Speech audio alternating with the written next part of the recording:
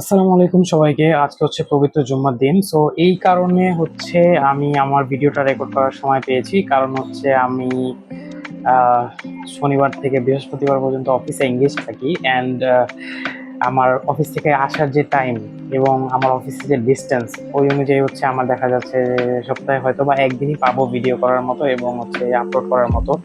তো আমার কাছে ভিডিও করার এবং হচ্ছে ভিডিও এডিট করে ভিডিওটা পোস্ট করার মতো সময় খুবই কম। ধরা যায় একদিন ছুটিতে আসলে সেটা কিছুই হয় না।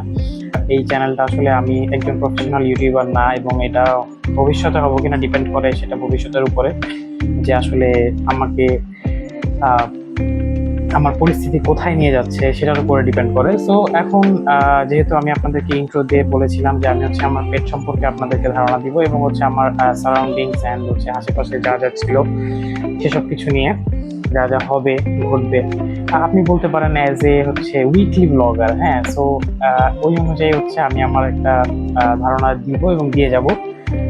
সো আজকে যেটা আপনাদেরকে দেখাবো আমার গত ভিডিওতে আপনারা দেখেছিলেন যে আমার পেছনে হচ্ছে দুইটা ট্যাঙ্ক রয়েছে, দুইটা অথবা একটা হয়তো বা একটা দেখা গিয়েছিল, বাট যে ট্যাঙ্কটার কথা আজকে বলবো সেটা হচ্ছে আমার গোল্ড ফিশ ট্যাঙ্ক। আমার গোল্ড ফিশ ট্যাঙ্কে হচ্ছে আমি আমার আসলে মাছ পালার অভিজ্ঞতা খুব একটা ছিল না, বিশেষ করে কোরিয়ান ফিশ। তো আমি দেখতাম যে অনেক সময় অনেক ব্লগার হচ্ছে ওনারা আর কি দেখতাম যে খুব সুন্দর সুন্দর মাছ আনে এবং মানে রিভিউ করে। সো ওখান থেকে আর কি দেখা শুরু, তারপর হচ্ছে বিভিন্ন জায়গায় ঘাটাঘাটি এবং বিভিন্ন ফেসবুকের পেজের সাথে কানেক্টেড হওয়া এবং হচ্ছে গ্রুপে কানেক্টেড হওয়া। সো ওখানে দেখলাম যে না, এই একটা শ্রেণীর মানুষ আছে যারা হচ্ছে এগুলা খুব পছন্দ করতেছে এবং দেখা গেল যে আমি যেহেতু ছোটবেলা থেকে পেটস অনেক পছন্দ করি, সো আমি নিজেকে তাদের মানে সাথে মিলিয়ে ফেলছি এবং চেষ্টা করতেছি আমার জিনিসগুলো এবং আমার সেট আপ গুলা আস্তে আস্তে আরো আপগ্রেড করার জন্য। সো আজকে আমি আপনাদেরকে আমার গোল্ড ফিশ ট্যাঙ্কটা দেখাই, আমার গোল্ড ফিশ ট্যাঙ্কটা আমি কিভাবে সাজিয়েছি এবং other things. Thank you. So as you can see যে হচ্ছে আমার গোল্ড ফিশ ট্যাঙ্কটা হচ্ছে কিছুটা ময়লা আছে, কারণ হচ্ছে আজকে আমি পানিটা পরিষ্কার করেছিলাম আমার গোল্ড ফিশ ট্যাঙ্কের উপরে। আমি হচ্ছে 40%-এর মতো পানি চেঞ্জ করেছি, যেহেতু হচ্ছে 3 দিনে 10% চেঞ্জ করাটা খুবই মানে ভালো। কিন্তু যদি সেটা 3 দিনে চেঞ্জ করা না যায় তাহলে সেটা হচ্ছে অ্যাটলিস্ট 60% পর্যন্ত চেঞ্জ করা লাগে।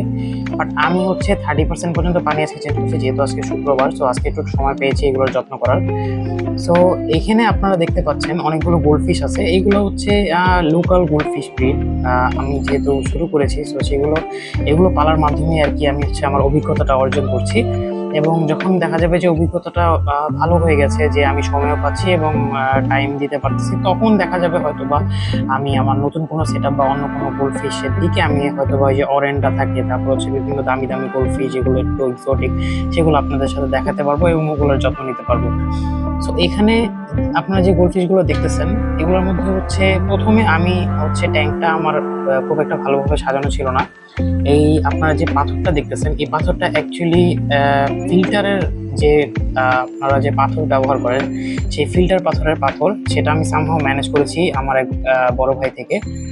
এবং সেটা দিয়ে হচ্ছে আমি আমার ফিল্টারটা সাজিয়েছি। নিচের যে এটা আপনারা দেখতে পাচ্ছেন এটা হচ্ছে আমি ওই ফিল্টারের পাথর এবং হচ্ছে কিছু কিছু আপনারা দেখতে পাচ্ছেন যে সিরামিক রিং রয়েছে, ওই সিরামিক রিংগুলো দিয়ে আমি আর কি ডেকোরেশন করার চেষ্টা করেছি কিছুটা। এবং এখানে হচ্ছে একটা পাওয়ার যে পাম্পটা থাকে, এটাকে কি বলে, সুপার পাম্প না কি জানি একটা।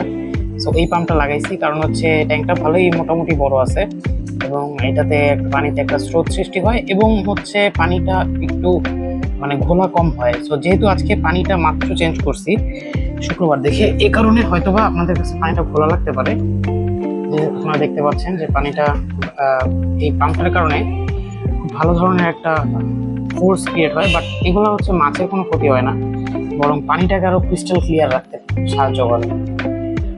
সো এটা হচ্ছে যদি 1-1.5 ঘন্টা চলতে থাকে তাহলে দেখা যাবে যে 1-1.5 ঘন্টা পরে পানিটা একদম পরিষ্কার করে ফেলছে।